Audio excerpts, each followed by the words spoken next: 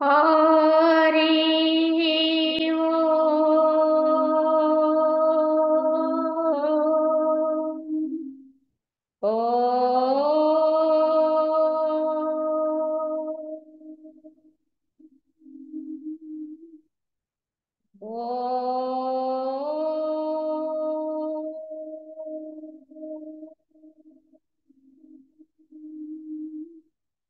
शुक्लांबरधरं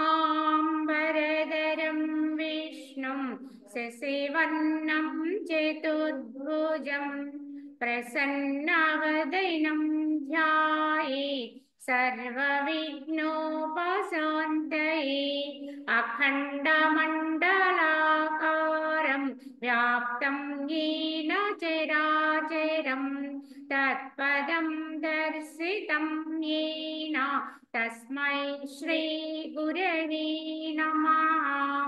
ॐ गुरुर्ब्रह्मा गुरुर्विष्णुः गुरुर्देवो महेश्वरः गुरु साक्षात् परं ब्रह्म तस्मै श्री गुरवे नमः। वन्दे परब्रह्म चिदात्मकं सद्वन्दे गुरुं शान्तमुमेशमीशं वन्दे शिवानन्द गुरुप्रवीरं वन्दे सदा ज्ञानभिवन्दनीयान् अनन्तसुखदातारा मकण्डानन्दविग्रहं दयालुमतिसन्तुष्टं वन्देऽहं मम सद्गुरुं रागादिरोगान् सततानुषक्ता न शेषकाया प्रवृतान् शेषान् औत्सुक्यमोहारतिदान् जघाना यः पूर्ववैद्याय नमोऽस्तु तस्मै यः पूर्ववैद्याय नमोऽस्तु तस्मै। ओम श्रीरामचंद्र परब्रह्मणे नमः। శ్రీ వశిష్ఠ గీత స్థితి ప్రకరణము ఇందు శ్రీ వశిష్ఠ భగవానుడు శ్రీరామచంద్రుల వారికి తెలియజేస్తూ మనశ్శాంతికి మార్గాన్ని తెలియజేస్తున్నారు. ఈ విధానములో మనకి కొంతవరకు జ్ఞానాన్ని తెలియచెప్పారు. ఈ మనశ్శాంతికి మార్గం ఏంటో చెబుతూ మృగతృష్ణ జలమును లేలు పొందలేనట్లుగా ప్రకట రూపమున ఆకారము కలిగి ఉన్నప్పటికీ కూడా ఎవరి చిత్తము లోన అహంకారము లేనిదై ఉండునో దానికి వికల్పము లేవియో కూడా సంప్రాప్తింపజాలవు అన్నారు.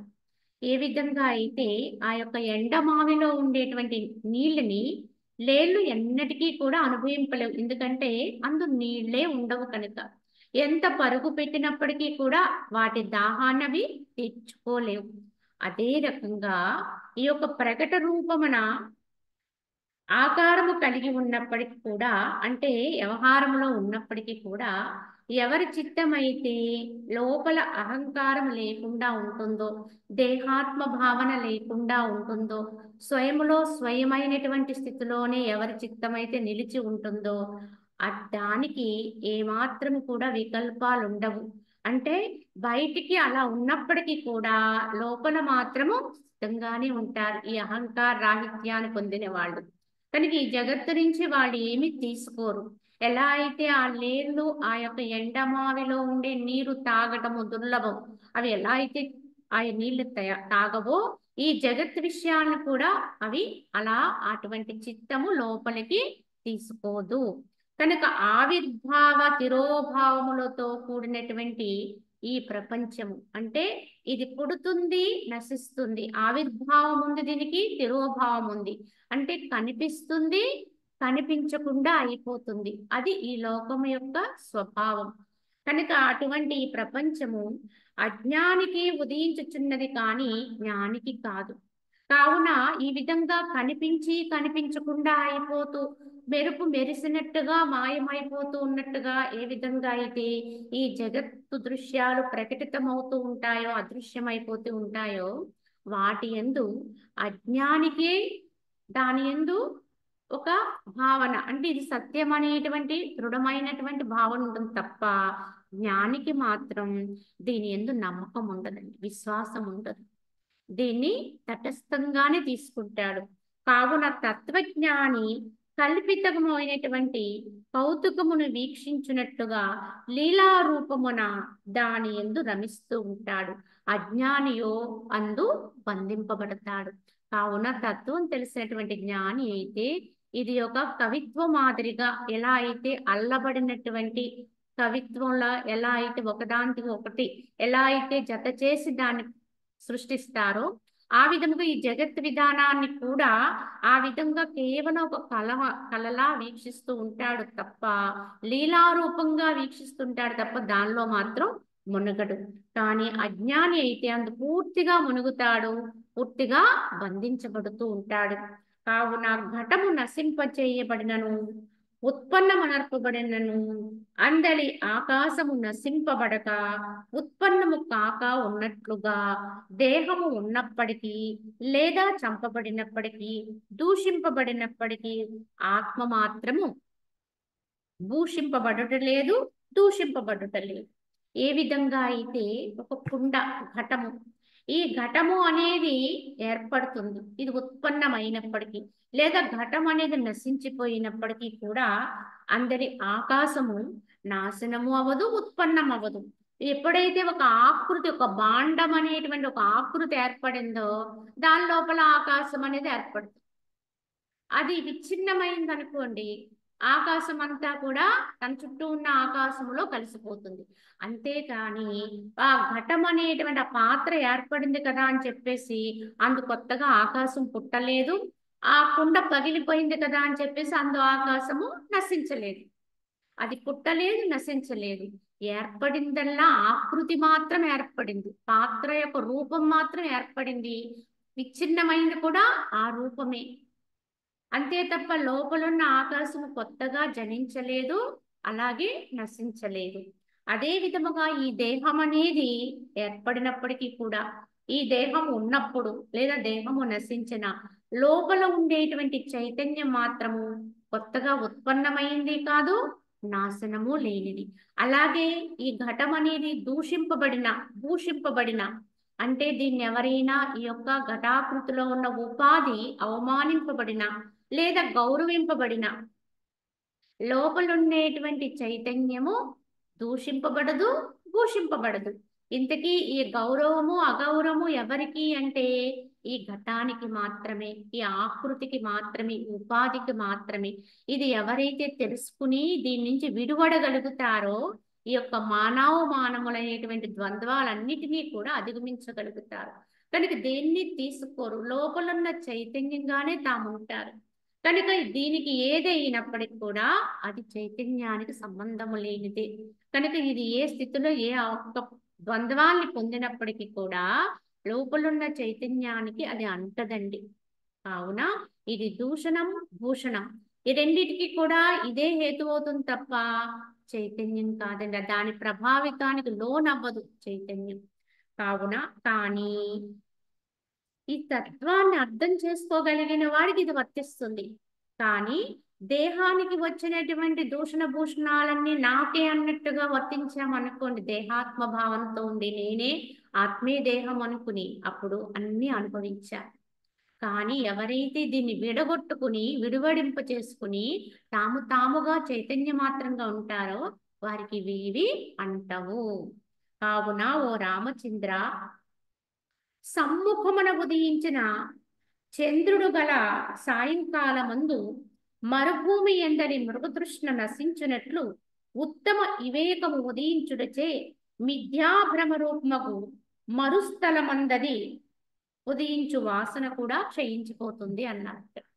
అంటే ఈ యొక్క మరుభూమి అంటే మృగతృష్ణ అనేది ఏర్పడాలి అంటే అది సూర్యరశ్మి పడుతూ ఉండాలి, ఎండ పడుతూ ఉండాలి. ఆ యొక్క ఇసుక ఎడారిలో ఉండేటువంటి ఇసుక నేల మీద ఆ యొక్క సూర్యరశ్మి పడుతూ ఉంటే ఆ యొక్క ఆ తేజస్సుకి ఆ ప్రభావం చేత అక్కడ ఒక నదిలా ఒక తరంగములతో కూడినటువంటి ప్రవాహములా భ్రమింపచేస్తూ ఉంటుంది. కానీ ఎప్పుడైతే చంద్రోదయం అయిపోయిందో, సూర్యాస్తమయమై చంద్రోదయం అయిందనుకోండి, మృగతృష్ణ దానంతటదే శమించిపోతుంది. ఎందుకంటే అక్కడ ఆ యొక్క తేజస్సు పడే విధానం ఉండదు కనుక ఆ ఇసుక నేల మీద అక్కడ మృగతృష్ణ అనేది కూడా అదృశ్యమైపోతుంది. అప్పటి వరకు మాత్రమే మృగతృష్ణ ఉన్నట్టుగా భ్రమింపచేస్తూ ఉంటుంది. అదే విధముగా ఉత్తమమైనటువంటి వివేకము ఎవరిలోకైతే ఉదయిస్తుందో, విచక్షణ ఎవరిలో మేలుకుంటుందో, విచారణ తద్రూపంగా మిథ్యాభ్రమరూపముకు ఈ యొక్క మరుస్థలమందది అన్నిటినీ కూడా అంటే అన్ని వాసనలో కూడా క్షయించిపోతాయి. కనుక ఎవరిలో అయితే వివేకం మేల్కుంటుందో, వివేకం అనే చంద్రుడు ఉదయించిన వెంటనే అజ్ఞానం అనేటువంటి మృగతృష్ణ అంతమైపోతుంది. అప్పటి వరకు కూడా ఈ వివేకము లేనంత వరకు మాత్రమే, మనలో ఈ భ్రమ ఉన్నంత వరకు మాత్రమే ఈ యొక్క జగత్తు సత్యం అనేటువంటి ఎండమావి ఉంటుంది. కానీ ఎప్పుడైతే వివేకం అనే చంద్రుడు ఉదయిస్తాడో వెంటనే దాని పరిసరాలన్నీ మారిపోతాయి. దానికి ఆ ఎండమావి ఏర్పడడానికి తగిన పరిస్థితులన్నీ కూడా చిన్నాభిన్నమైపోతాయి. వెంటనే ఈ జగత్ భ్రమంతా కూడా దుళ్ళిపోతుంది, నశించిపోతుంది అని దీన్ని బట్టి తెలుసుకోవాలి. కనుక వివేకం మేల్కుంటే అజ్ఞానం తొలగిపోతుంది. ఎప్పుడైతే జ్ఞానం అనేది మనలోకి వస్తుందో అజ్ఞానం అనేది శమించిపోతుంది. కావున నేను ఎవరిని, ఈ జగత్ అనేది ఎట్లు ఉద్భవించినది అని ఈ ప్రకారముగా ఎవరికి వాళ్ళు విచారణ చేసుకోనంత వరకు కూడా అంధకారం వంటి ఈ సంసార పంజరములోనే బంధింపబడి ఉంటారు. కనుక ఈ విచారణ అనేది స్వయములో ఎవరికి వాళ్ళకి పుట్టాలి, ఎవరి వాళ్ళని చేసుకోవాలి. ఈ జగస్థితులు ఏమిటి, అసలు నేను ఎవరిని, ఎక్కడి నుంచి వచ్చాను, అసలు కొంతకాలం మాత్రమే ఉండి మళ్ళీ నిష్క్రమణ ఏమిటి, ఈ కనిపిస్తున్నటువంటి దృశ్యాలన్నీ అదృశ్యమైపోవడం ఏమిటి, నా ఎదురుగా ముందుగా ఉన్నటువంటి ఎంతో మంది మనుషులు మళ్ళా కొంతకాలానికి లేకుండా అయిపోవడం ఏంటి, ఏదో ఒక రోజుకి ఈ దేహం కూడా ఇలా అయిపోవాలి కదా, నేను కూడా లేకుండా అయిపోతాను కదా అని ఈ యొక్క యథార్థమైన భవిష్యత్తుని ఎవరైతే ధైర్యంతో భావన చేస్తారో, ఎందుకంటే ఎన్నైనా ఊహించుకుంటాం కానీ యథార్థమైన సత్యాన్ని మాత్రం ఊహించుకోవడానికి భయపడతామండి.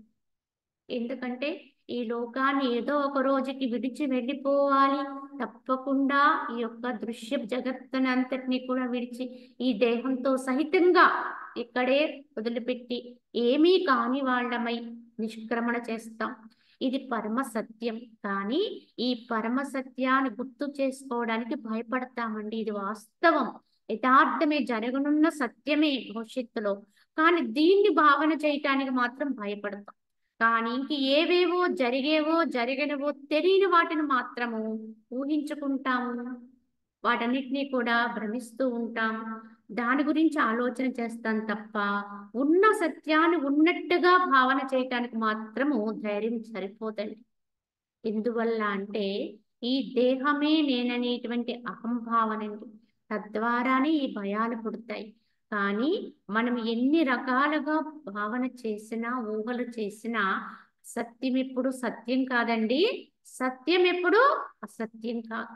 కనుకని వాస్తవాన్ని మనము సంకల్పం చేయగలిగి ఉండాలి, వాస్తవాన్ని భావన చేయగలుగుతారు, యథార్థాన్ని, అందుకు తగిన విధానంలోనే జీవనాన్ని నడుపుకోవాలి అని చెప్పి ఈ విధముగా మనశ్శాంతికి మార్గంగా వశిష్ఠుల వారు అనేక రకాలైన ఉపాయాలతోటి మనకి బోధ చేస్తూ యథార్థం అంటే ఏమిటో చెప్తున్నారు ఇక్కడ. ఎందుకంటే యథార్థాన్నే భావన చేయాలి, ఉన్నదాన్ని ఉన్నట్టుగానే, వాస్తవాన్ని వాస్తవంగానే తీసుకోవాలి అని చెబుతూ యథార్థ దర్శనం అంటే ఏంటో మనకి వశిష్ఠుల వారు వివరించబోతూ ఏమిటి అంటే ఈ మిథ్యాభ్రమ సమూహం వల్ల ఉద్భూతమైనది ఆపదలకు నిలయమైనటువంటి ఈ శరీరము అంటే ఉపాధి, ఇది మిథ్య, ఉండదు, లేదు. ఆత్మభావన వల్ల ఇది ఎవరైతే ఎరుగునో అతడే యథార్థ జ్ఞానము కలిగిన వాడవుతాడు. కనుక ఉన్న సత్యాన్ని ఉన్నట్టుగా ఎవడైతే గుర్తించగలుగుతాడో, తెలుసుకోగలుగుతాడో, వాడే యథార్థ జ్ఞానం కలిగిన వాడవుతాడు. ఎవరో ఎక్కడో గతించారు అంటే వెళ్ళి కొంతసేపు వారికి సంతాపం తెలిపి వచ్చేస్తాం. కానీ ఏదో ఒక రోజున నేను నమ్ముతున్నటువంటి ఈ ఉపాధి పరిస్థితి కూడా ఇదే, ఇలానే ఉంటుంది అని ఎందుకు నువ్వు దాన్ని స్మరణ చెయ్యవు? రోజుకి ఒక్క మారైనా ఈ విషయాన్ని గుర్తు పెట్టుకోవాలి. ఏదో ఒక రోజున నేను దీన్ని వదిలి వెళ్ళిపోతాను, అతిథిని మాత్రమే, కొంతకాలం మాత్రమే ఉండడానికి వచ్చిన దాన్ని, అంతే తప్ప ఎప్పుడూ శాశ్వతంగా ఉండేవాణ్ణి కాదు అనేటువంటి పరమ సత్యాన్ని స్మృతిలో ఉంచుకోవాలి ఎప్పటికప్పుడు. ఆ స్మృతిలో ఉంచుకునే వ్యవహారం చేస్తే దేని పట్ల పట్టుతూ ఉండదండి. మనకుండేటువంటి ఈ గట్టి సంకెళ్ళలు, ఈ బంధాలు, ఈ బాధలు అన్నీ కూడా దీని పట్ల నమ్మకం అనేటువంటి గుడ్డి నమ్మకం అండి ఇది. ఇది ఉంటుంది, ఎప్పుడు ఇలానే ఉంటాం, ఎప్పుడు ఇలానే జరుగుతుంది అన్నటువంటి గుడ్డి నమ్మకంలో ఉండి పొందేవి ఇవన్నీ కూడా. కానీ ఇది తాత్కాలికము అనేటువంటి పరమ సత్యాన్ని స్మృతిలో ఉంచుకుంటే దేని ఎందైనా సరే సవరణ చేసుకుంటూ, సమర్థించుకుంటూ, సరిపెట్టుకుంటూ వెళ్ళిపోతామండి. సర్దుకుపోవడం అనేది అలవాటైపోతుంది. ఈ సర్దుకుపోవడం అనేది అలవాటైన వాడికి యథార్థ జ్ఞానం స్ఫురిస్తుందండి. ఎప్పుడు సర్దుకుపోతాము? తాత్కాలికమే కదా ఉండేది అన్నట్టుగా మనం ఎప్పుడైతే స్మృతిలో ఉంటామో, ఏ లక్షణాలతో కలిగిన వ్యక్తులతోటైనా, ఏ విషయాలతోటైనా, ఏ విధంగా అది మనకి సంపదైనా లేదా ఇతరత్ర మనకు వచ్చేటువంటి ఏ రకాలైన భోగాలైనా, భాగ్యాలైనా, దుఃఖాలైనా, దరిద్రమైన ఏదైనా సరే ఇది శాశ్వతం కాదు, తాత్కాలికం మాత్రం. ఎంతకాలం దీంట్లో ఇలా ఉంటాం, ఇక్కడ కూడా మార్పులు వచ్చేస్తుంటాయి అనేది గ్రహించుకుంటే ఈ సర్దుకుపోయేటువంటి తత్వం సహజంగా అలవాటైపోతుంది. ఈ సర్దుకుపోతే సమాజం ఎప్పుడో బాగుపడిపోతుంది. సమాజంలో ఉండే కళంకితాలన్నీ ఎందుకు ఏర్పడుతున్నాయంటే మనుషుల పట్ల ఈ సామరస్యత లేకపోవడం వల్లే, ఈ సర్దుకుపోయే తత్వం అలవాటు చేసుకోలేకపోవడం వల్లే, యథార్థ జ్ఞానం లేకపోవడం వల్లే ఈ కక్షలు, కార్పణ్యాలు, అనేక రకాలైనటువంటి దుఃఖాలకి నిలయం కారణమవుతుంది. కావున ఈ విధంగా గ్రహించుకోగలిగితే అది యథార్థ జ్ఞానం అవుతుంది. కావున దేశ కాల వశమున కలిగేటువంటి ఈ సుఖదుఖములన్నీయు ఉపాధికే కాని పూర్ణానంద ఆత్మస్వరూపము నాకు కాదు. ఎందుకంటే దేశ దేశాలను బట్టి అంటే ప్రదేశాలను బట్టి మారిపోతాయి మనకు వచ్చే అవస్థలు, కాలానుగుణంగా మారిపోతూ ఉంటాయి. ఎప్పుడూ ఎవ్వరం కూడా ఒకే అవస్థని దేహంతో అనుభవించడం అనేది సాధ్యం కాని విషయం అండి. ఎంత గొప్పవాడికైనప్పటికీ కూడా వాళ్ళకు వచ్చేటువంటి దేహస్థితుల్లో మార్పులు వస్తాయి.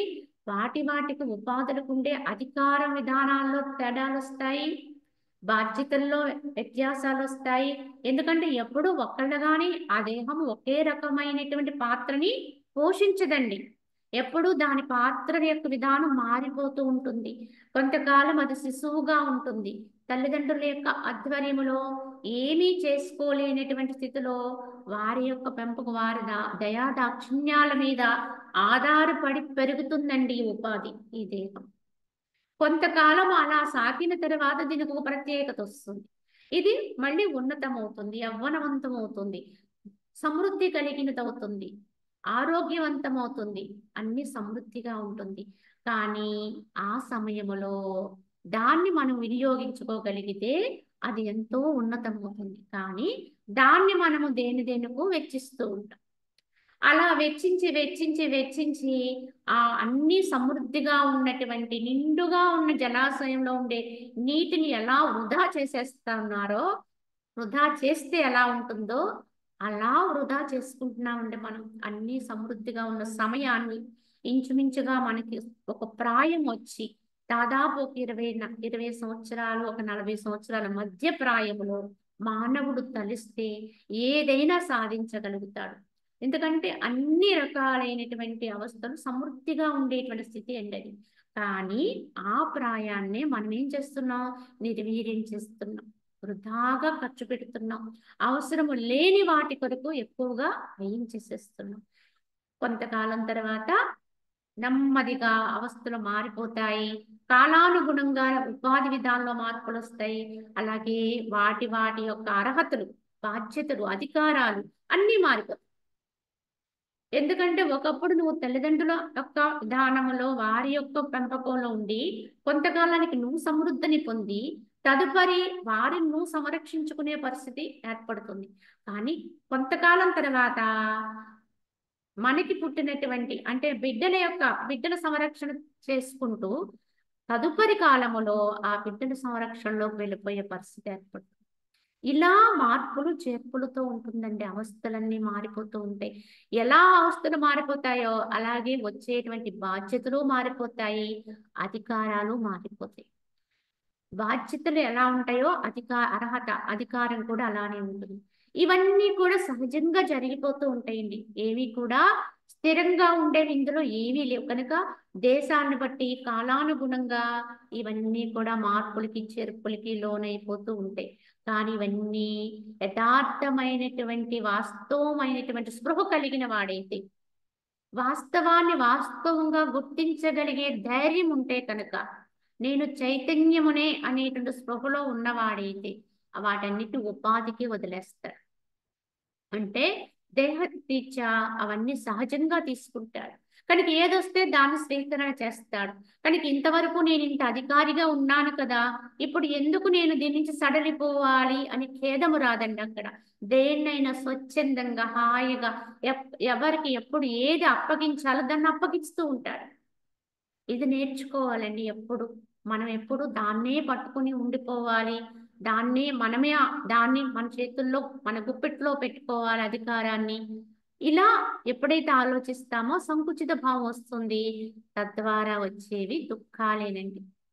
కావున ఎప్పుడు వదిలేద్దామా, ఎవరికి ఎలా పంచుదామా అన్నట్టుగానే జీవనాన్ని గడపాలండి. ఎందుకంటే ఇది స్థిరం కాదు, ఇది నిశ్చయం కాదు.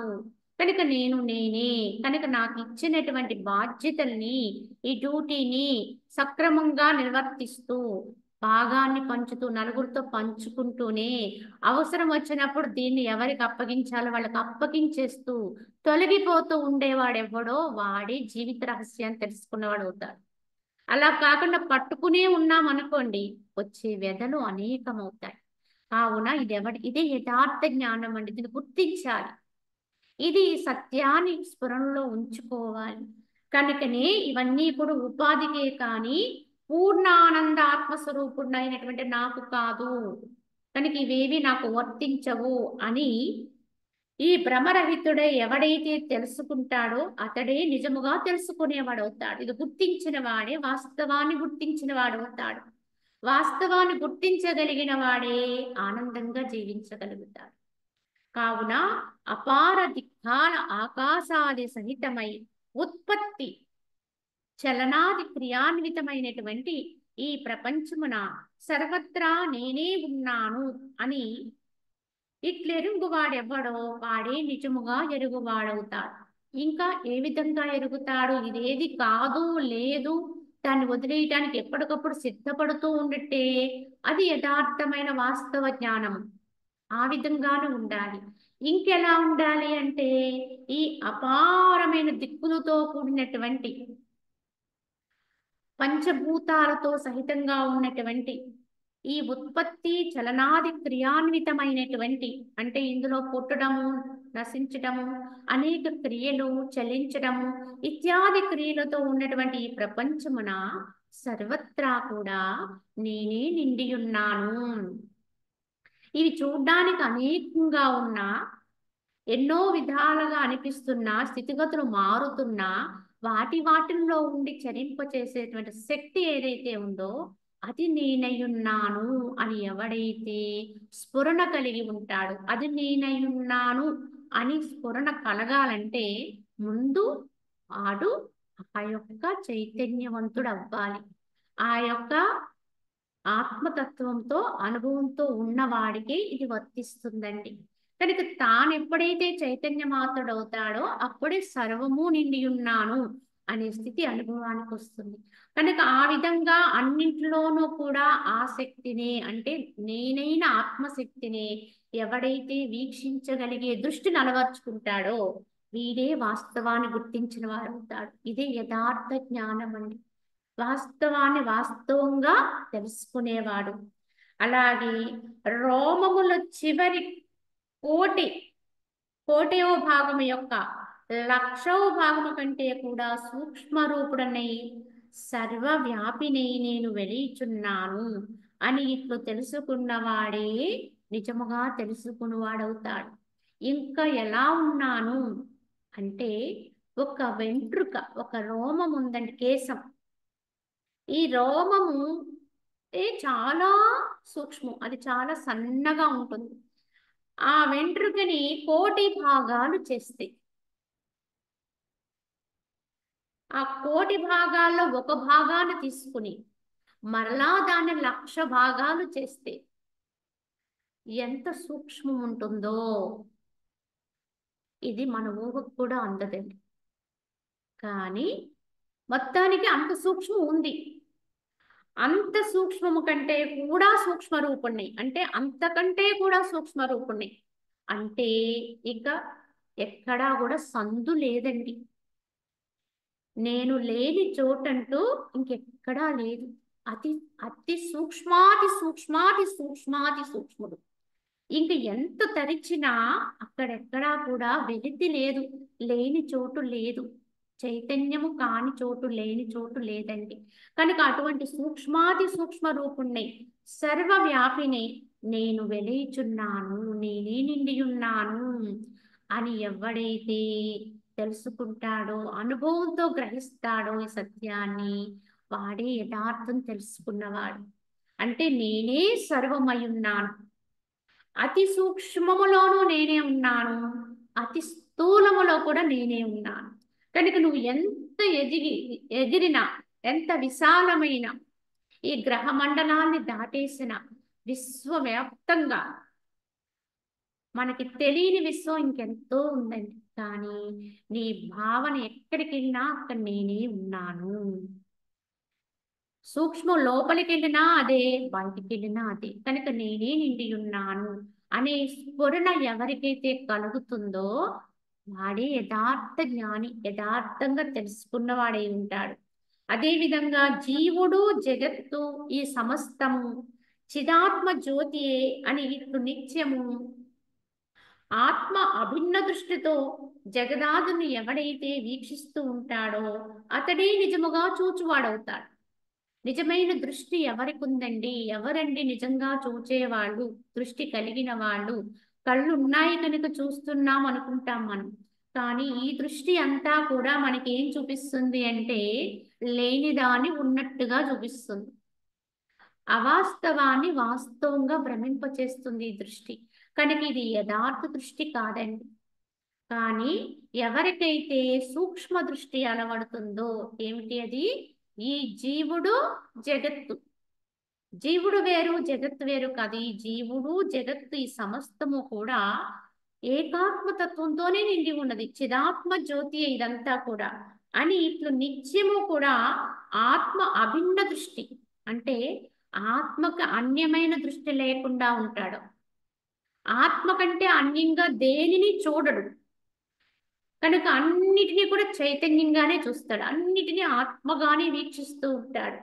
అది చూడనటువంటి చోటు కానీ, ఇంకా లేకపోతే ఒక మనిషి కానీ, లేకపోతే ఒక జీవుడు కానీ, అంటే ఏమిటి, ఒక రూపం కానీ ఏది ఉండదండి. ఎక్కడ చూద్దామన్నా కదిలే దాని ఎందు, కదలని దాని ఎందు, అన్నింటిలోనూ కూడా అదే చూస్తూ ఉంటాడు. ఏకాత్మ స్థితి కలిగి ఉంటాడు, ఆత్మనే దర్శిస్తూ ఉంటాడు. ఇలా ఎవడైతే చూడగలుగుతాడో వాడే నిజంగా దృష్టి కలిగిన వాడండి. కళ్ళు ఉన్నవాడు వాడే చూడగలిగిన వాడు. ఈ దృష్టి రావాలంటే వాడికి జ్ఞాన దృష్టి రావాలండి. కనుక ఈ కన్నులతో చూసే దృష్టి యథార్థ దృష్టి కాదు, వాస్తవ దృష్టి ఏర్పడాలి. కనుక వాడే చూడగలిగిన వాడు. అదేవిధంగా సర్వశక్తివంతమై, అనంతమై, అద్వితీయమైనటువంటి చిదాత్మయే సమస్త పదార్థములందునూ కూడా స్థితి కలిగి ఉన్నది అని ఇట్లు ఎవడైతే తన మనంబులో నిశ్చయం కలిగి ఉంటాడు. అతడే నిజముగా సత్యమును చూచువాడవుతాడు, యథార్థంగా చూచేవాడవుతాడు. కావున ఏం చూస్తాడు వాడు? ఆ యొక్క సర్వశక్తివంతమైనటువంటి, అంతము లేనటువంటి, అనంతమైనటువంటి, అద్వితీయం అంటే రెండు లేనటువంటి చిదాత్మయే సమస్త పదార్థములందు కూడా నెలకొని ఉన్నది. ఇంకొకటి ఏదీ కాదు. కనుక ఏది పని చేసినా, ఎవరు ఎంత గొప్పవారిగా ఎదిగినా, ఏది ఎంత గొప్ప వస్తువుగా మారినా, ఏది ఎంత విలువ కలిగినటువంటి వస్తువు ఈ జగత్తులో ఉన్నా, ఏది ఎంత సుందరమైన దృశ్యం కనిపించినా, ఈ అన్నిటికీ కారణం మాత్రం ఒక్కటిగానే తెలుసుకుంటారు. వాటిలో కనిపించే ఆ ప్రత్యేకతయే పరమాత్మగా దర్శిస్తారు. ఎవరిలో ఏ ప్రజ్ఞ అయితే ఉందో, ఏ కళ అయితే ఉందో, ఆ కళనే భగవంతుడిగా చూస్తాడు, ఆత్మగా వీక్షిస్తాడు. కనుక దానికే వందనం అంటాడు, నమస్కరిస్తాడు. ఇదే ఆత్మ నమస్కారం. కావున ఇటువంటి దృష్టి కలిగిన వాడే, ఇటువంటి నిశ్చయము కలిగి ఉన్నవాడే నిజముగా సత్యమును చూచువాడవుతాడు. ఎందుకంటే ప్రతి ఒక్క వ్యక్తిలోనూ లేదా ప్రతి ప్రాణిలో ఒక ప్రత్యేకత ఉంటుందండి. అది లేకపోతే వారికి విలువ లేదండి. ఆ ప్రత్యేకతే భగవంతుడండి. ఇది మనకి భగవానుడు ఎన్నో మార్లు విశదీకరించారు భగవద్గీతలో కూడా. మనకి విభూతి యోగం తెలియచేసేటప్పుడు ఈ ఎన్నో విషయాలు తెలియచేస్తారు. ఎందుకంటే అన్నిటిలో ఉన్నది నేనే. నీటిలో ఉన్న రుచిని నేను, అగ్నిలో ఉండే ప్రకాశమును నేను, వాయువులో ఉండే చలనమును నేను, భూమిలో ఉండేటువంటి జీవశక్తిని నేను, ఇలా మనకి వర్ణించారండి. ఇంతకీ నీటికి ఆ రుచి లేకపోతే ఆ నీరే లేదండి, ఆ నీటికి విలువే లేదండి. నీటి రుచి నీటి రుచే. ఎందుకంటే ఎవరికైనా దాహం వేస్తే నీటినే కోరుతాడు కానీ పంచభక్షి పరిమాణాలు పెడతామన్నా వాడు ఒప్పుకోడండి. వాడికి దాహం తీరాలంటే నీరే కావాలి. ఆ నీటి యొక్క ప్రత్యేకత అదండి. దాహం అంటే దాహమే. కనుక ఆ నీటిలో ఉండే ఆ దాహం తీర్చేటువంటి ఆ లక్షణమే భగవంతుడు. భగవంతుడుగా ఎవరు చూస్తారో వాడే సత్యాన్ని చూసినవాడు. అలాగా అగ్నిలో ప్రకాశం. అసలు ప్రకాశము లేకపోతే అగ్ని ఏముందండి? కనుక ఆ యొక్క తేజస్సు, అది ఏదైతే ఉష్ణము, ఆ అగ్నిలో ఉండే ఉష్ణ శక్తి, అది లేకపోతే దానికి ఆ యొక్క అగ్నికి విలువే లేదు. కనుక ఆ ఉష్ణ శక్తే భగవంతుడు. అలాగే వాయువు, చలనం ఉంటేనే వాయువు యొక్క విలువండి. చలనం లేకపోతే వాయువు యొక్క ఉపయోగం ఏముంది? కనుక చలనమే వాయువు యొక్క తత్వం.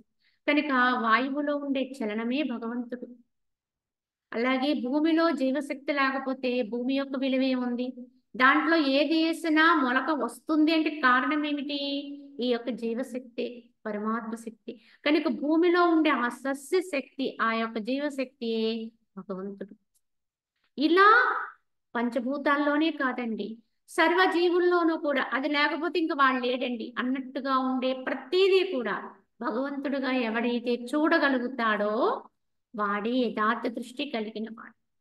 కావున శారీరక మానసిక వ్యాధుల చేతను, భయము చేతను పీడింపబడేది జన్మ మరణ వార్ధక్యములతో కూడినదైనటువంటి ఈ దేహము నేను కాదు అని ఇట్లు ఏ ప్రాజ్ఞుడైతే తెలుసుకుంటాడో అతడే నిజముగా తెలుసుకున్నవాడవుతాడు. కనుక ఏ విధంగా చూసుకున్నప్పటికీ కూడా అనేక రకాలైన ఈతి బాధలు అంటే శారీరకమైన మానసిక వ్యాధులతోటి, భయముల చేత ఇత్యాది చేత పీడింపబడుతున్న ఈ యొక్క జనన మరణాలకి లోనవుతున్నటువంటి, వార్ధక్యాది లక్షణాలకు లోనవుతున్నటువంటి ఈ కనపడేటువంటి ఉపాధి అంటే ఈ దేహము నేను కాదు అని ఎవరైతే, ఏ ప్రాజ్ఞుడైతే తెలుసుకుని నిశ్చయంతో ఉంటాడో వాడే యథార్థంగా తెలుసుకున్నవాడు.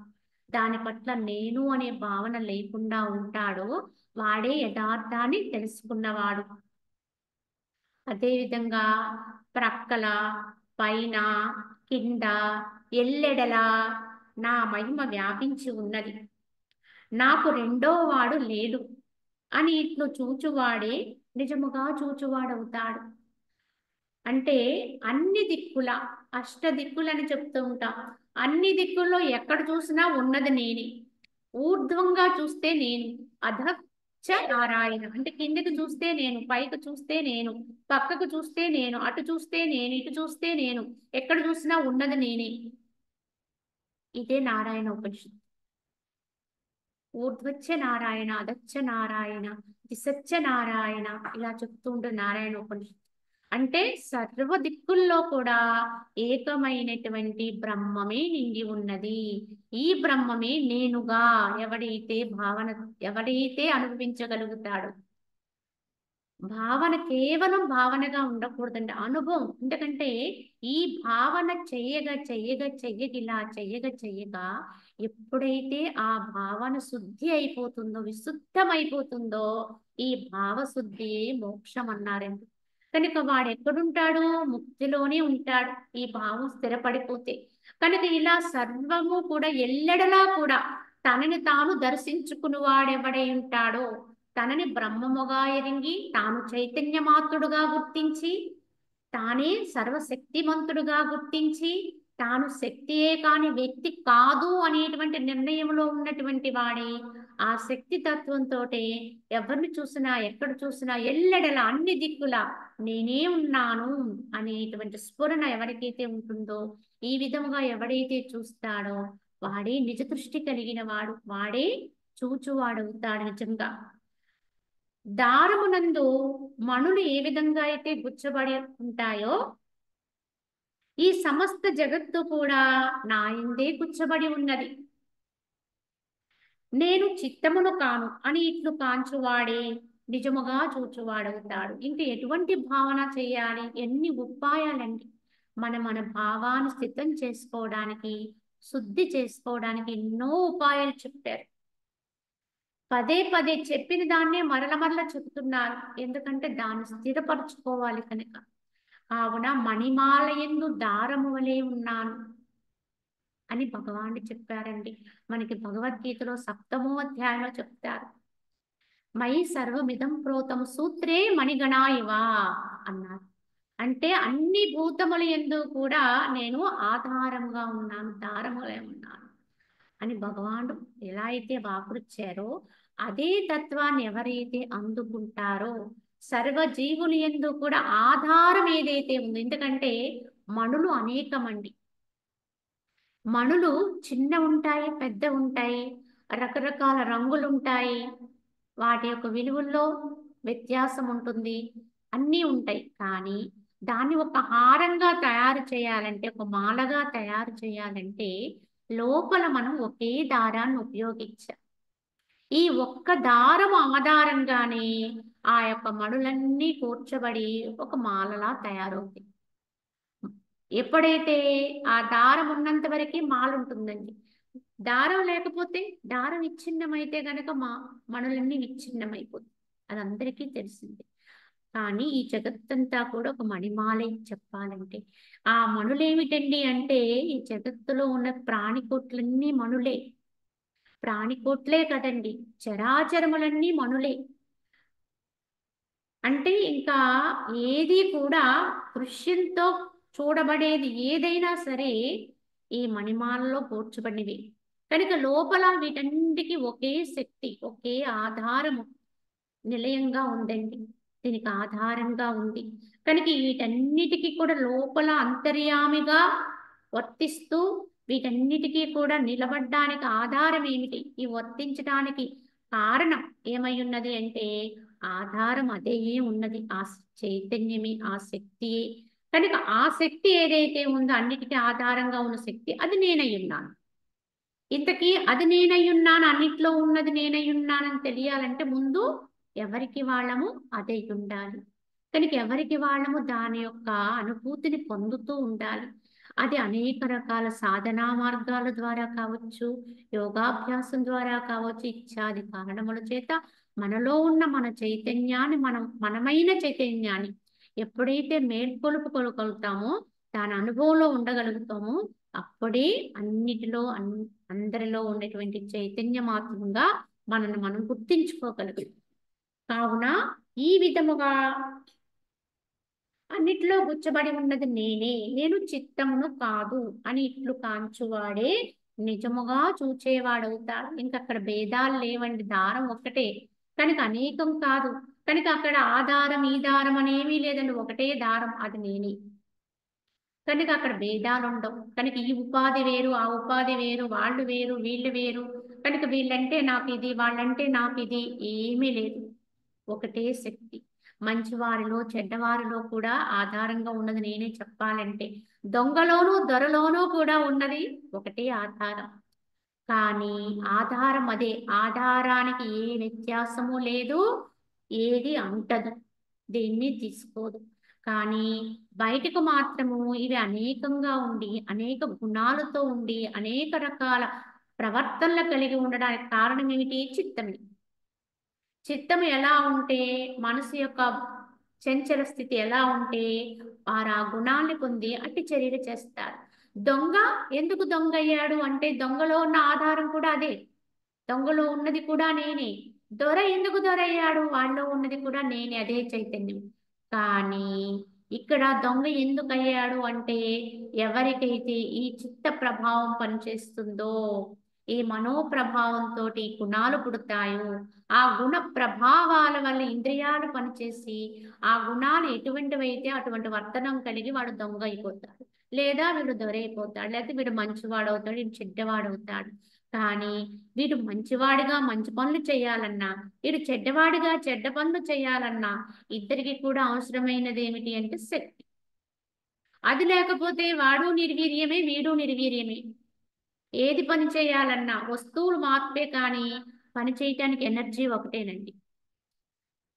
వస్తువులు మనకి కనిపించేటువంటి మనం వాడుకునే విద్యుత్ శక్తితో పనిచేస్తూ ఉంటే చాలా పరికరాలు, అలాగే రకరకాల ఇంధనాలతో పనిచేస్తూ ఉంటాయి. కానీ ఏ రకంగా పనిచేసినా అవన్నీ శక్తితోటే పనిచేస్తాయి, శక్తి ప్రభావంతోటే పనిచేస్తాయి. అది లేకపోతే ఇవన్నీ నిర్వీర్యం. అదే విధముగా ఈ ఉపాధులు అనేకం ఉండొచ్చు, వీటి వీటి విధానాల్లో తేడాలు ఉండొచ్చు, తారతమ్యాలు ఉండొచ్చు, ఆకృతుల్లో తేడాలు ఉండొచ్చు, సౌందర్యం ఉండొచ్చు, అసౌందర్యం ఉండొచ్చు. సౌందర్యవంతుల్లో ఉండేటువంటి ఆధారము నేనే, సౌందర్య విహీనత్వంలో ఉండే ఆధారము నేనే. అప్పుడు ఇది అందము, ఇది అసుందరము, ఇది సుందరం అసుందరం అనే వ్యత్యాసం లేదు. ఇంకా రెండిట్లోనూ కూడా పనిచేస్తున్న శక్తిని నేనై ఉన్నాను అనేది ఎప్పుడైతే తెలుసుకుంటారో వారికి అభేద జ్ఞానం సిద్ధిస్తుందండి. ఇదే యథార్థమైనటువంటి దృష్టి కలగడం, యథార్థమైనటువంటి వాస్తవాన్ని వాస్తవంగా తెలుసుకునేటువంటి స్థితి ఇదే ఉన్నది. కావున అహంకారము గాని ఇతరమగు దృశ్యము కాని ఏదియు లేనే లేదు. నిర్వికార దుఃఖరహితమైనటువంటి బ్రహ్మమే కలదు అని ఇట్లు వ్యక్తావ్యక్తముల రెండింటి యందును కూడా వ్యాపించి ఉన్న తన ఆత్మ స్వరూపమును ఎవడు ఎరుగుతాడో అతడే నిజముగా ఎరింగినవాడవుతాడు. ఇంకా వాడు ఎలా భావం చేస్తాడు? అహంకారము కాని ఇతరములైన దృశ్యము కాని ఈ దేహము యొక్క భావన కాని ఏదియూ లేనివాడే, ఏది లేదు అని నిశ్చయించుకున్నవాడే, నిర్వికారమైనటువంటి దుఃఖము లేనటువంటి ఆత్మరూపం ఏదైతే ఉందో అటువంటి బ్రహ్మమే ఉంది, అదే సత్యం. మిగతా ఏవి లేవు. వాస్తవంగా అవేవి కూడా యథార్థం కాదు. ఉన్నట్టుగా భ్రమింపచేస్తున్నావే తప్ప అవి వాస్తవం కాదు అని ఎవరు నిశ్చయించుకుంటాడో, ఈ విధంగా వ్యక్తావ్యక్తములు రెండింటి యందు వ్యాపించి ఉన్న తన ఆత్మస్వరూపాన్ని, అంటే కనిపించి కనిపించవు, వ్యక్తం అయ్యే వాటి యందు, వ్యక్తం కాని వాటి యందు కూడా, కనిపించే వాటి యందు, కనిపించకుండా ఉండే వాటి యందు, అన్నింటి యందు కూడా ఉన్నటువంటి సత్యము, శక్తి నేనై ఉన్నాను.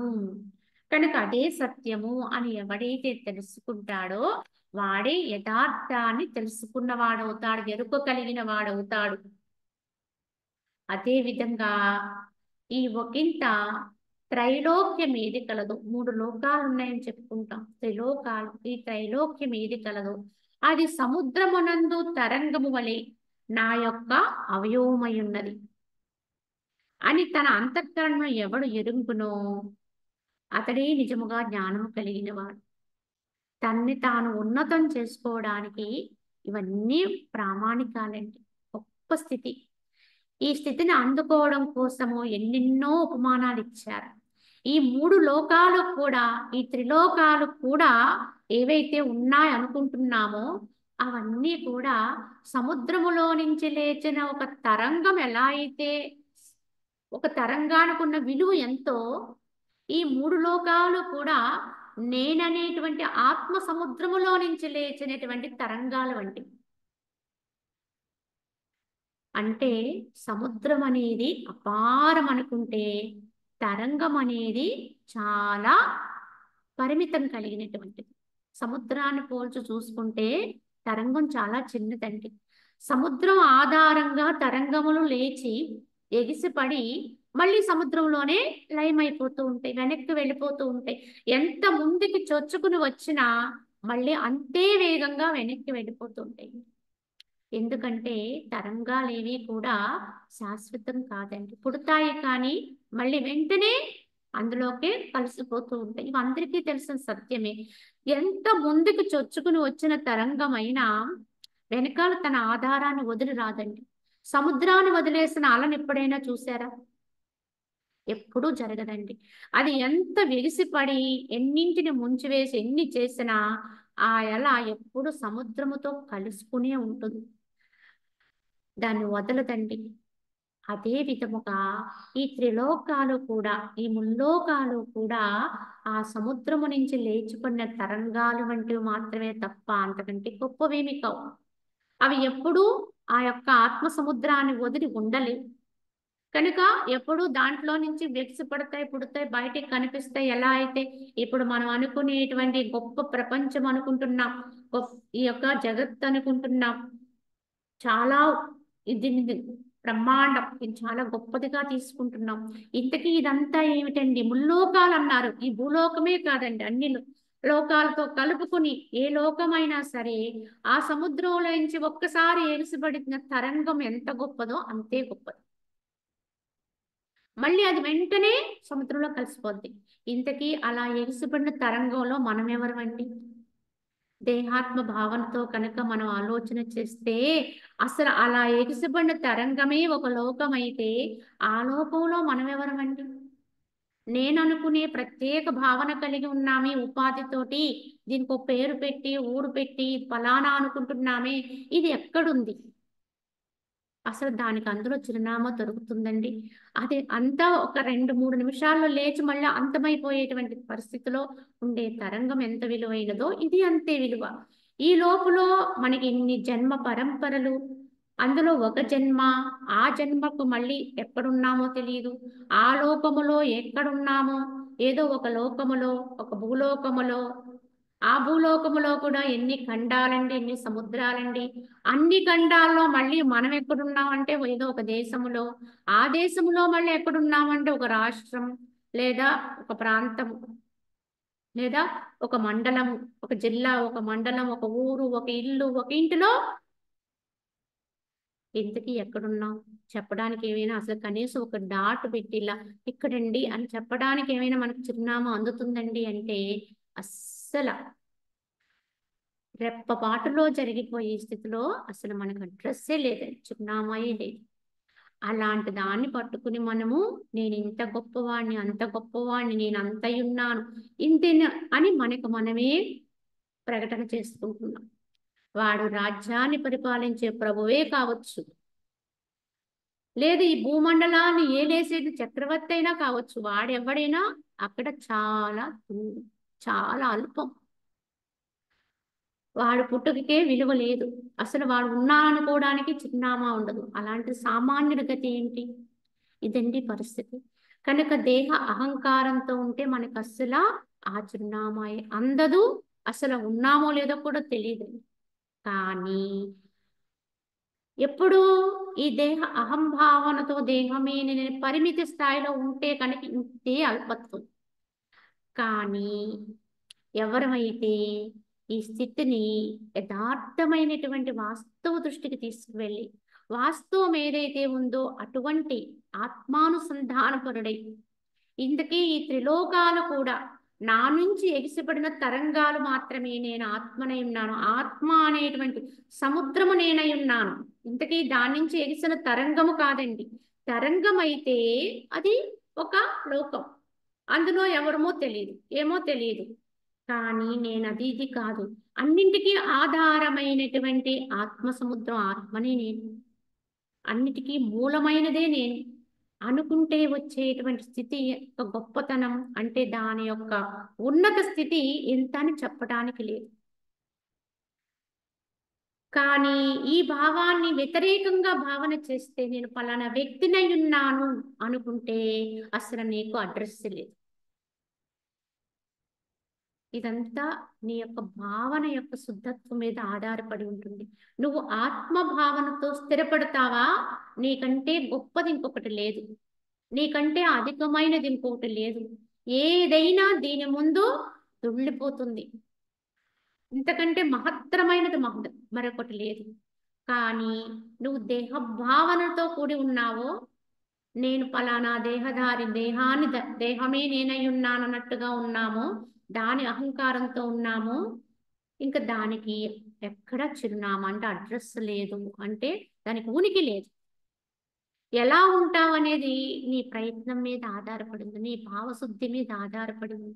ఎవరమైనా మనం ఎంత ఎదగాలన్నా లేదా మనం ఎంత అధోగతిలో పెంచుకోవాలన్నా ఏదైనా మన యొక్క శుద్ధత్వం, ఆ యొక్క భావాన్ని ఎంత శుద్ధి చేసుకుంటే అంత ఉన్నతమవుతాం. ఆ భావాన్ని ఎంత అధమత్వంలో తెచ్చుకుంటామో, ఎంత అహంకారంతో నింపుకుంటామో అంత అల్పత్వంతో ఉంటాం. కనుక ఎక్కడుండాలనేది నిర్ణయించుకోవాల్సింది ఎవరికి వాళ్ళమే. ఎవరి ఆత్మని వారే ఉద్ధరించుకోవాలన్నారు అందుకే. కనుక దీనికి ఏం కావాలి? వివేకం మేల్కొలుపుకోవడం ఒక్కటే మందు.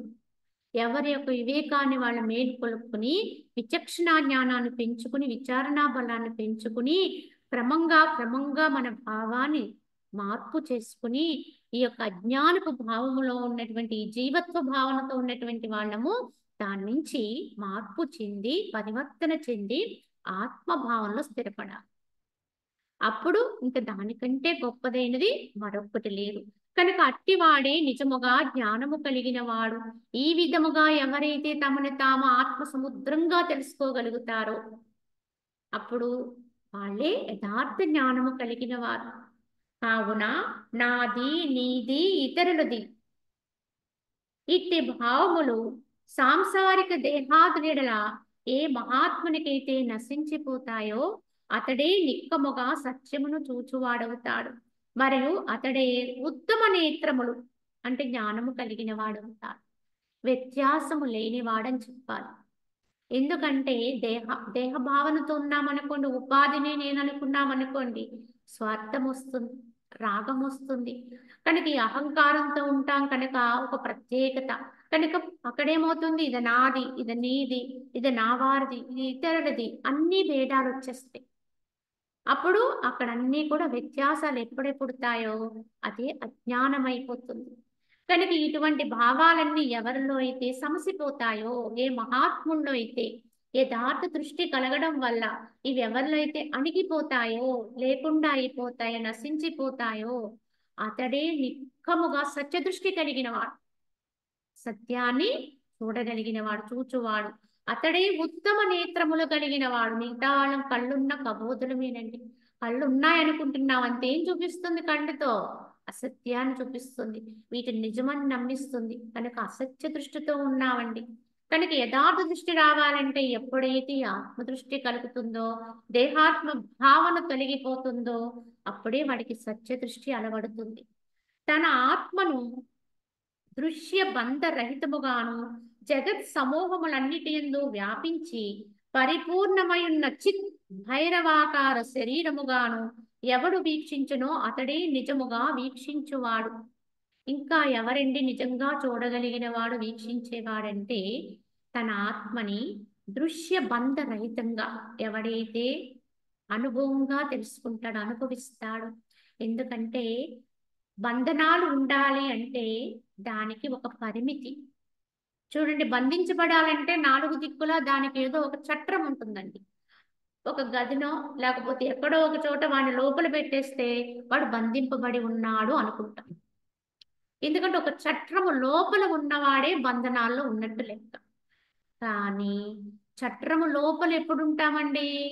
నేను ఫలానా వ్యక్తిని అనుకున్నంత వరకు దేహం అనే చట్రములో బంధింపబడి ఉంటాం.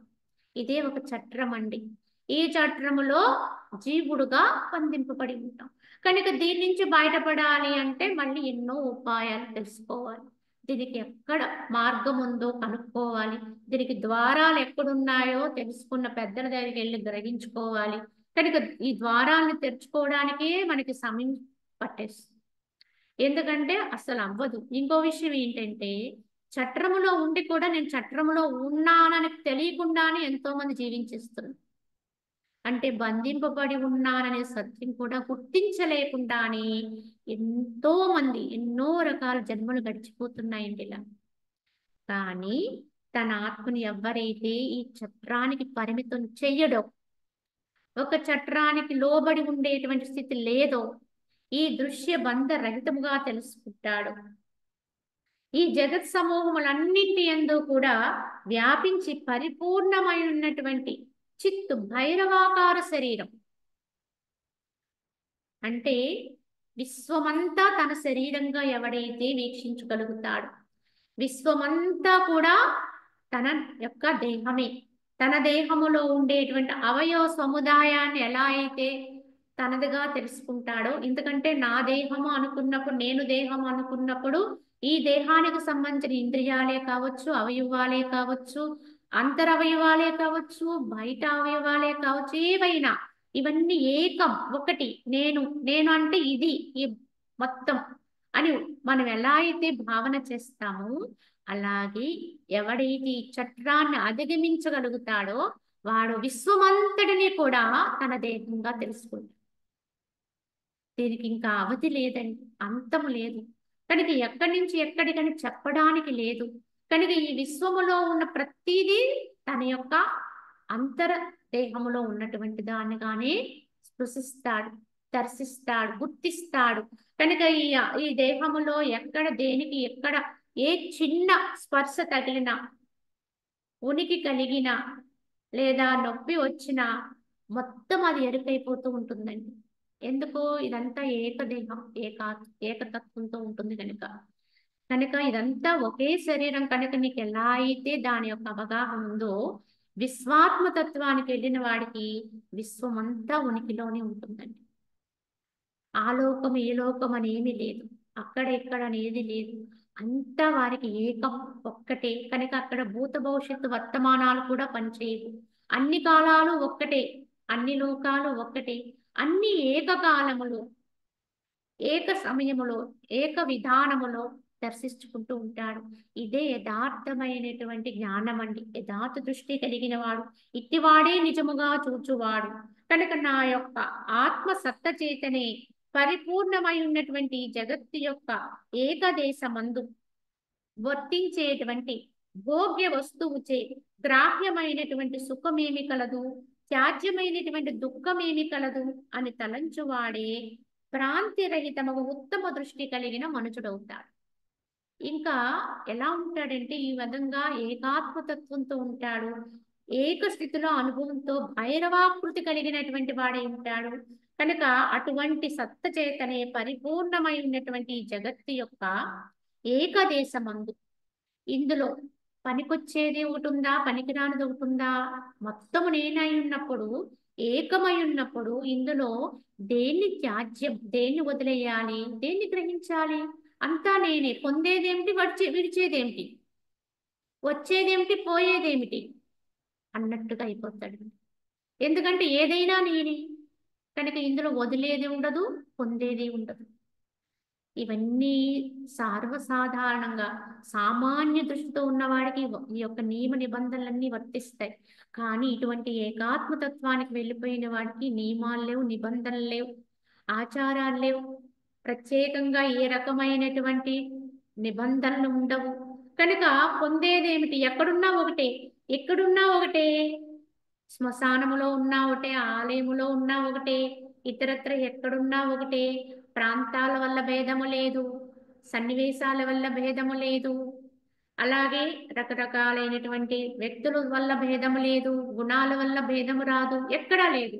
కనుక ఉన్నది నేనే, ఏకం అనేటువంటి దృష్టికి వెళ్ళిపోతాడు. కావున ఇది అనుభవిస్తే తప్ప అందదండి. ఇది కేవలం మాటల ద్వారా పోలేమండి అసలు ఆ స్థితిలోకి. ఆ స్థాయిలోకి వెళ్ళాలంటే ఎంతో కొంత గట్టి ప్రయత్నం ఉంటే తప్ప జరగదండి. కనీసం అర్థం అవ్వాలన్నా కొంత ప్రయత్నం ఉండాలి. కేవలము ఏ యొక్క ప్రయత్నం లేకుండా ఈ మాటలు తీసుకోవడానికి కూడా మనకు అర్హత ఉండదండి. అసలు మన యొక్క స్థితి, మన లోపల ఉండేటువంటి సూక్ష్మమైనటువంటి శక్తి అంత దూరం పోదండి. దాన్ని ఎంత సూక్ష్మంలోకి తీసుకెళ్ళగలిగితే, ఎంత వాస్తవంలోకి నడిపించగలిగితే అంత కొంతవరకు మనకు అవగాహన వస్తుందండి. కానీ అవగాహనే లేకపోతే ఆ శ్రవణం వ్యర్థమండి చెప్పాలంటే. కావున కేవలం ఇది మాటలకు పరిమితం చేయకూడదు. చేస్తే దానివల్ల మనకు వచ్చే ప్రయోజనం ఏముండదు. కనుక ఎందుకు మనము దీన్ని అందుకోలేమనే గట్టి పట్టుదలతో కొంతలో కొంత మనలో మార్పు చేసుకుని పరివర్తన తెచ్చుకుని, ఇంతకీ దీనికి ఏం కావాలి, ఏం అవసరం లేదు. బయట నుంచి మనకి ఏ రకమైన ప్రోద్బలం అవసరం లేదు. అవసరమల్లా ఆంతరింగిక ప్రోద్బలం. మన యొక్క నిశ్చయం, దృఢ సంకల్పం ఇదిగానే ఉండాలి అన్నటువంటి గట్టి సంకల్పము చేత దీన్ని పొందొచ్చు. కావున ఇందులో ఏ వ్యత్యాసము లేనటువంటి స్థాయికి ఎదగాలి. కావున అటువంటి దృష్టి కలిగిన వాడే వదలవలసింది గాని పొందవలసిన ప్రత్యేక భావన లేని వాడైపోతాడు. అటువంటి దృష్టి కలిగిన వాడే దృష్టి కలిగిన వాడు.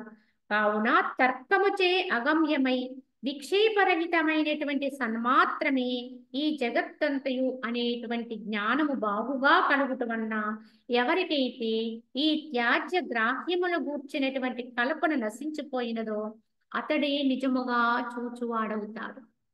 ఇంకా అతను ఎలా ఉంటాడు? తర్కము వల్ల దొరకదండి. కేవలము దీని గురించి తర్క వితర్కాలు చేసుకున్నాం. అక్కడ అలా చెప్పారు, ఇక్కడ ఇలా చెప్పారు, మా గురువు గారు అలా అన్నారు, ఇలా అన్నారు, లేకపోతే వీళ్ళు ఇలా అన్నారు, పలానా గ్రంథములు ఇలా ఉంది అని తర్కాలకు పోయామనుకోండి, ఇది అందదు. కేవలము ఆచరణలో మన భావాన్ని మార్పు చేసుకోవడం వల్ల. కనుక తర్కముచే అగమ్యమైనటువంటి ఏ సన్మాత్రమైతే ఉందో, కనుకనే సన్మాత్రమే జగత్తంతయు. కనుక అటువంటి తర్కముతో లభించినటువంటి సన్మాత్రయే ఈ జగత్తంతా కూడా నిండి ఉన్నది అనేటువంటి జ్ఞానము ఎవరికైతే బాగుగా దృఢపడిపోతుందో, నిశ్చయమైపోతుందో అట్టి వారికి ఈ త్యాజ్య గ్రాహ్య భావాల నుంచి బయటపడతారు. ప్రత్యేకంగా వదిలేది లేదు, పొందేది లేదు. కనుక ఏదొస్తే దాన్ని తీసుకుంటూ ఉంటారు, ఉన్నదాంత హాయిగా ఉంటారు. ఏదొచ్చినా, కష్టం వచ్చినా, దుఃఖం వచ్చినా ఆనందంగా అనుభవించిస్తుంటారు. ఏదైనా అసలు కష్టమని గుర్తించరు, అది దుఃఖమని భావించరు. ఏదైనా అది అలానే స్వీకరణ చేస్తూ ఉంటారు. కావున సమస్త పదార్థములందును వ్యవహరించుచున్నను ఎవడు ఆయా పదార్థములతోడ అనురక్తిని సంగమును పొందక నిర్లేపముగా ఆకాశము వలె నిర్వికార ఏకరూపముగా వెలిచు ఆత్మయందు స్థితి కలిగి ఉండును అట్టి మహాత్ముడు సాక్షాత్తు పరమేశ్వరుడే, భగవంతుడే. ఇప్పుడు మనం చెప్పుకున్నటువంటి ఈ విధానములో ఎవరైతే చరిస్తూ ఉంటారో, ఇటువంటి జ్ఞాన దృష్టితో ఉంటారో, అటువంటి వారు మనకి ఎవరైనా తారసపడితే వాళ్ళు భూమి మీద నడిచే భగవంతుడేనండి యథార్థం చెప్పాలంటే. కావున ఈ విధంగా ఎవరైతే సమస్త పదార్థములందు కూడా ఉంటూ వ్యవహారం చేస్తూ ఆయా పదార్థములతోటి అనురక్తి సంగము కూడా పొందక నిర్లేపముగా, నిర్వికారంగా, ఏకరూపముగా ఆత్మయందే స్థితి కలిగి వర్తిస్తూ ఉంటారో వాళ్ళు సాక్షాత్తు భగవంతుడే. కనుక మనం చెప్తున్నటువంటి, మనము పూజిస్తున్నటువంటి దేవతామూర్తులందరూ కూడా ఈ స్థాయిని, ఈ స్థితిని అనుభవంలో తెచ్చుకునే దేవుళ్ళయ్యారండి. ఈనాడు మనం పూజిస్తున్నటువంటి భగవత్తులుగా చెప్తున్నటువంటి మహనీయుల యొక్క దృశ్య, ఆ యొక్క ఆకృతులన్నీ కూడా ఎందుకు వందనీయాలంటే ఈ యొక్క అనుభవంతో ఉండడం వల్లే, ఈ స్థితిలో ఉండడం వల్లే. వారు ఇప్పుడు భూమి మీద ఉన్నా లేకపోయినట్టు దేహరీత్యా వాళ్ళు ఉన్నా లేకపోయినా వాళ్ళు ఎప్పుడు చిరంజీవులు, ఎప్పుడు ఉంటారు. ఆ తత్వం ఎప్పుడు ఉంటుంది కనుక వారికి ఆలయాలు కడుతున్నాం, వాళ్ళ పూజలు చేస్తున్నాం, రకరకాలుగా ఆరాధిస్తున్నాం. కానీ ఒకటి తెలుసుకోవాలండి, కేవలం వారిని ఆరాధించి తృప్తి పడిపోతే మనకేమీ రాదండి. వాళ్ళు ఎందుకు మహనీయులయ్యారో, ఎందుకు వందనీయులయ్యారో, ఎందుకు భగవంతులయ్యారో గుర్తించి అదే నేనయ్యున్నాను కనుక అది అటువంటి స్థితే నాకు ఉంది, నేను కూడా అదే అనేటువంటి ఆ స్థాయిని అర్థం చేసుకుని దాన్ని పొందే ప్రయత్నం చేస్తేనే మనకి అసలైనటువంటి యథార్థ జ్ఞానం అండి. ఆ మహనీయులు కూడా అప్పుడే హర్షిస్తారు. గురువులు ఉంటారు మహనీయులు, కానీ వాళ్ళు ఎందుకు మళ్ళీ బోధ చేస్తారు అంటే దాన్ని పొందుట కొరకే బోధ చేస్తారు. అంతే కానీ నువ్వు గురువు నువ్వు దేవుడు అనుకుంటూ వారిని మాత్రం పూజించి మనం మాత్రం మన వ్యవహారం ఉండిపోయాం అనుకోండి, మనలో ఏ మార్పు రాలేదనుకోండి, దానివల్ల ప్రయోజనం ఏముంది?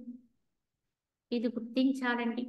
మన ముందు ఉన్న గురువులు కావచ్చు, ఇంతకు ముందు ఉన్నటువంటి మహనీయులు కావచ్చు, వారందరూ ఈ లోకానికి హితవు చేయు నిమిత్తము ఈ భూమి మీదకు వచ్చి ఉన్నారు కనుక వారు ఈ తత్వాన్ని అందరికీ అందించి బోధించి అందరూ దీన్ని అందుకోమని ప్రబోధం చేశారు. వాళ్ళు ఏ ఒక్క మత సంబంధమైనటువంటి వాళ్ళు కావచ్చండి. అంటే కేవలము మనకి హిందూ సాంప్రదాయం అని మనం అనుకుంటాం, కానీ అన్ని మతాల ప్రవక్తలు కూడా ఈ సత్యాన్ని చెప్పడం కోసమే భూమి మీదకి వచ్చారండి.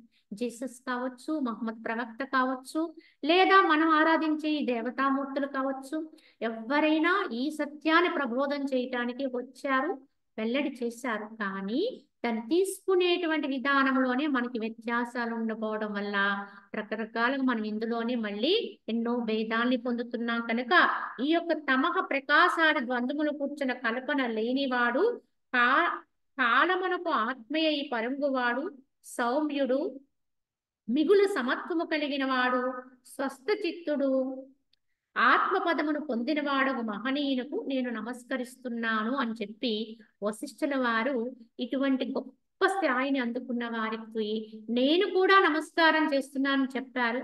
దాని గురించి మరికొంత వివరణ రేపటి భాగంలో తెలియజేసుకుందాం. హరి ఓం తస్సత్.